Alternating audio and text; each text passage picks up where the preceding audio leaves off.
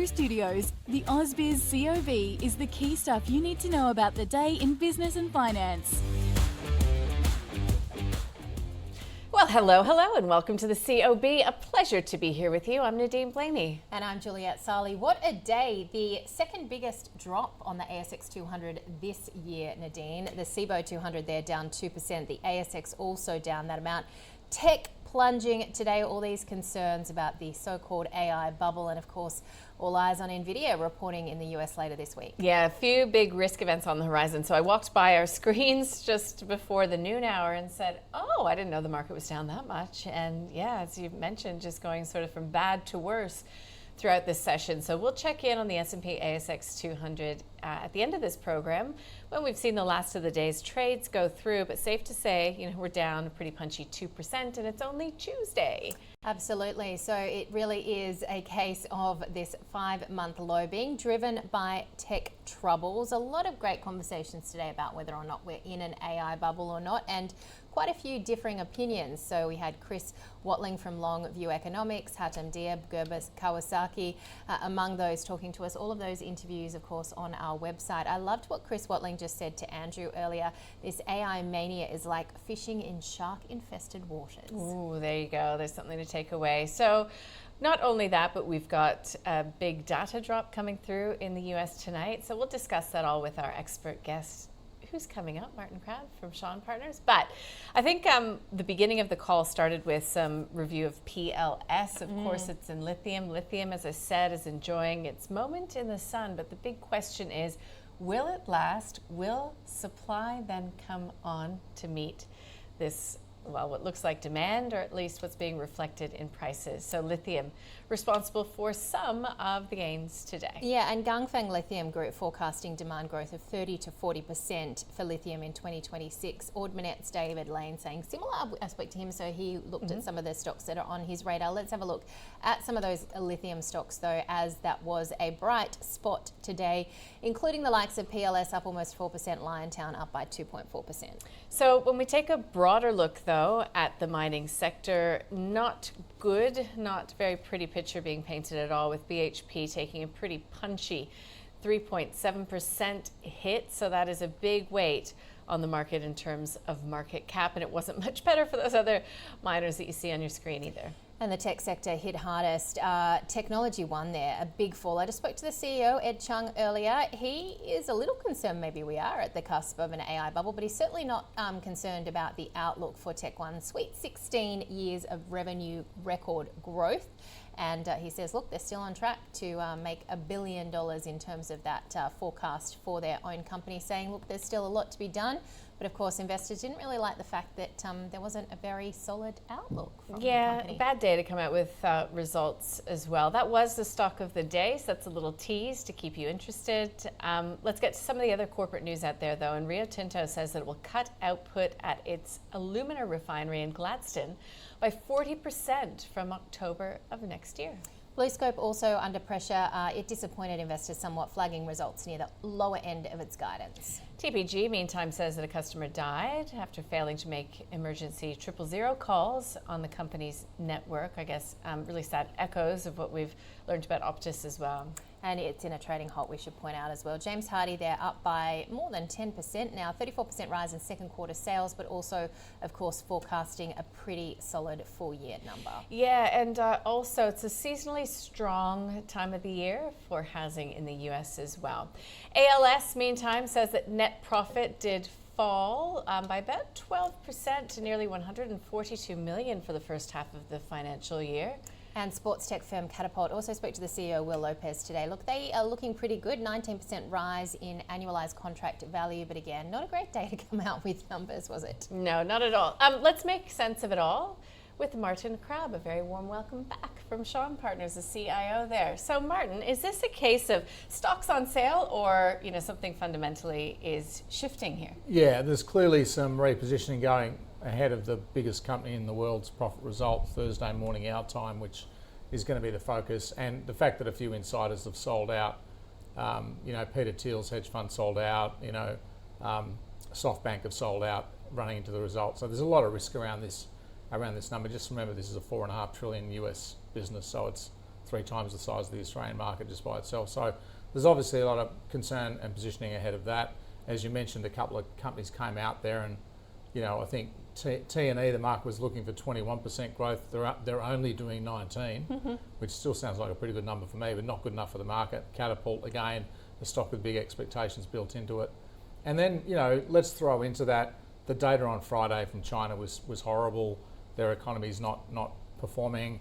We've got some saber rattling between Japan and China about Taiwan, and Chinese are not visiting Japan, so we've got a pick up in geopolitical risk. We may have some payroll numbers out this week, we don't know, but what are they going to show us? So there's let's take a bit of risk off the table as sort of the outset of all that, and in obviously the futures, the US futures during our trading session pointed to a lower opening tonight as well. So just a bit of, I think it's money being taken off the table. I think it's healthy. I think we're seeing some nosebleed PE stocks like CommBank, almost back to 150 from 180, 190. So I think it's quite healthy that's going on, but there's just I think a little bit of risk being taken off the table rather than any sort of capitulation. The earnings picture is still pretty good. As I said, if companies like T&E can grow at 19, the world's not that bad a place, right? It's just what was expected was more than that. So a little bit of valuation correction, I think, is a healthy thing for the market. And when you talk about value, I mean, you have pointed out that growth stocks are undervalued here in Australia versus what we're seeing in the US. Well, they've been belted. So it's interesting, this sort of value growth narrative. It only works in America. If you look at every other market in the world, growth has been underperforming value, but in America it's gone nuts. So this is from, let's pick the day that ChatGPT was released to the world, the 30th of November 2022. And then look at the performance of growth stocks versus value stocks in America. They've outperformed by 60%, because that's where all the growth stocks are, right? All the hyperscalers, as they call them, they're all in America. In Australia, growth stocks have underperformed, and particularly dramatically since the middle of this year. In fact, growth stocks, and today, if you threw today on top of that, most of the stocks you've got on your screen that are down are growth stocks, like Technology One's a growth stock, Catapult's a growth stock. So growth stocks have underperformed value stocks in Australia by 20% since the 30th of June, and yet the opposite. So I think when people look at growth and value, growth only exists in one market, and that's the US. Everywhere else you're better off in value stocks. That's a really important lesson for investors, because there's a lot of people trying to chase growth stocks in Australia, and they're really, really struggling to do that. You mentioned earnings going pretty well for now. What did you make of James Hardie today? Because there's been such consternation around that company. Yeah. Look, it's like Qantas 3 years ago. Everyone hates James Hardie. They've almost gone out of the way to make themselves unloved. This is the PE ratio of this stock going back 20 years. As you can see, there's no real pattern here. It's a yo-yo. The market gets really excited about it and its growth prospects, and it puts it on 20 times earnings and yippee-doo. And then other times it's like, it's a cyclical, it's struggling, it's losing market share, it's done a dumb acquisition, and it puts it on 10 times earnings. And it sort of yo-yos between those two. You really can trade the sentiment on this business, and obviously the sentiment towards the business has been horrible because of this AZEC acquisition and the way they've treated their Aussie shareholders. Point in case is the earnings calls on at midnight tonight. Like, they're supposed to be an Australian company, right? So that's giving the middle finger to Australian investors. So, yeah, so they've been doing that. So it's like they're just trying to piss everybody off. So despite that, we've got to look through that and look at the fundamentals. And they did beat and raise. So they sort of came in with numbers that were higher than the market expected, and raised expectations that numbers are getting better. If you look into it, it looks like they've sacrificed a bit of margin to get some sales growth.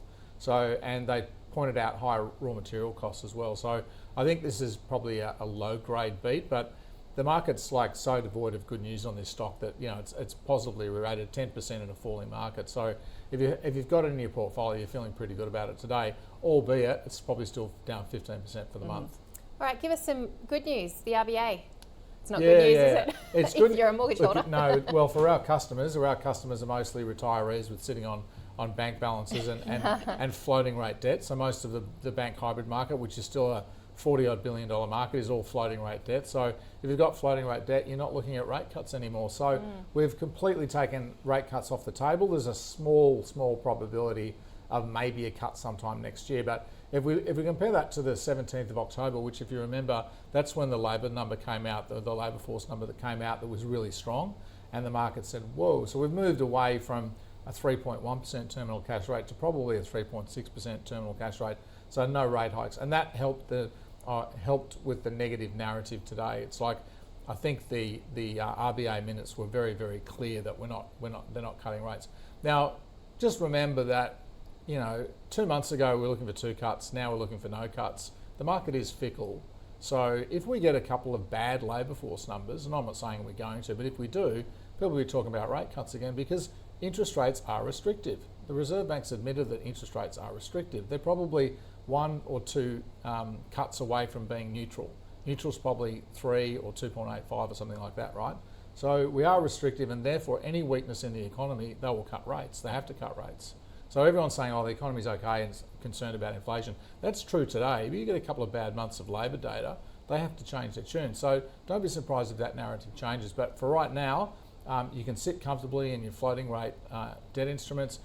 Unfortunately, if you've got a mortgage, you're probably not going to get much relief in the short term. But don't rule out a change in the wind, because the wind can change. Yeah. And the wind can change on the equity market too. It can. So that's, I think, a nice little segue to my question.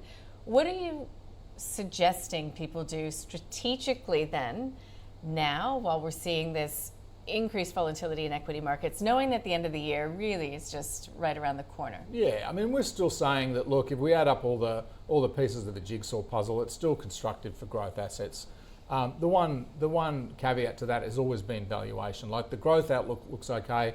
It still looks like central banks are on hold / cutting. I think we'll get more rate cuts around the world as we go forward. Maybe not here, but around the world. The US and other countries will cut rates. New Zealand will cut rates again, etc. So we still think rates are going lower. The economy's okay. Earnings growth's improving, and financial conditions look pretty accommodative. So it's really only valuation. So part of me is saying, well, this is actually good, because if valuation comes back to being more normal as opposed to being overvalued, then I can put more money to work in equities. But we're not trying to trade that move. We're saying at the moment the setup's quite positive to be in the market, albeit it's a bit expensive. So stay fully invested. Don't try and time the market, because that's really, really hard to do. If the wind's at your back, keep your sails up. If I can keep with the wind analogy for one more point. So we're saying stay fully invested, and if we see a further pullback in the market, we can put more money to work in equities and take it out of fixed income. So sails up, but beware of those shark-infested waters. Martin Crabb, thank you from Shaw and Partners. Getting back to Technology One, which was the stock of the day. Yeah, it was the stock of the day, and long time technology One lover, I should say, Rudy Philippek Van Dyke was here, as well as Scott Phillips from the Motley Fool.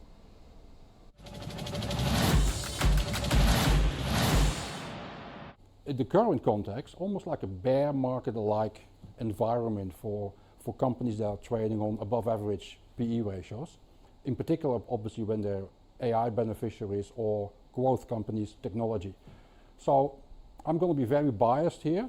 Yes, I own the shares. I'm now counting myself lucky that I didn't add any more money to the share price when it already had come off quite a lot of the $45 what it was trading at. But I'd be very enticed to take a long-term view here and to add more money.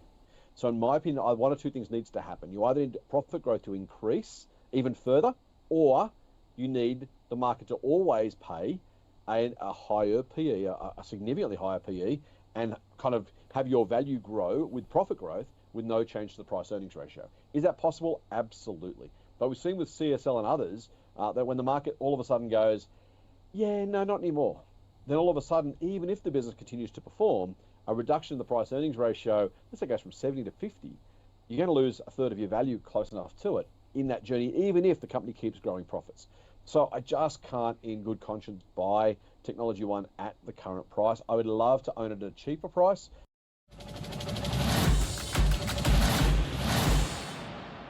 So a very different opinion coming from my two expert guests, and that was sort of the theme of the call today, but we did end on a double buy. It was a really good program, lots of great information if you'd like to take a listen. All right, let's have a look. And we looked high and low for leaders today, but of course James Hardy, as Martin said, interesting there. Investor call is midnight Sydney time. GQG Partners also doing well, and of course those lithium players we touched on, and A2 Milk up almost 2%. Yeah, I'm not seeing really why A2 Milk is up. Technology One we've talked about plenty. Catapult Sports, you heard Martin Crabb reference that as well. You can go to our website and listen to those CEO interviews. Superloop, Hyperion X still getting hit over that short sellers report, and Zipco also losing ground, down by about 6%. All right, tonight, oh, sorry, we forgot to do the small caps. Atlantic Lithium had a good day, as did Plenty, of course, on its numbers, up by 6.5%, and E-Road up 5.5%. Flipping the page now, and you can see it wasn't sun shining on all European lithium plays, I should say. You look at European lithium down by 14%, and Karma, that new listing. Yeah, wow, that's a pretty punchy 12% lower today, and that added to yesterday's losses as well. All right, now we get to tonight. US President Trump speaking about affordability at the McDonald's Impact Summit, while we also get industrial production for October expected to be flat, and US export and import prices for October. So nice to have the data back. Yeah, is that McDonald's, like as in the restaurant? I think so. Yeah, interesting, because I think Trump doesn't mind a bit of Macca's, Doesn't mind as we a bit of call it. Macca's, Yeah, Mickey right. D's.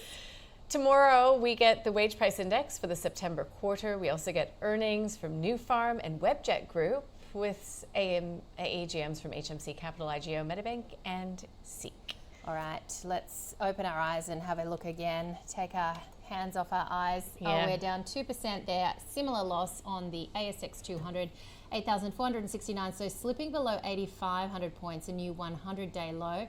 And as we pointed out, the second biggest drop of 2025. I will say, though, if misery loves company, we've got it around the region. Markets coming under quite a bit of pressure. The Hang Seng down by 1.6%. The Topix in Japan off by 2.5%.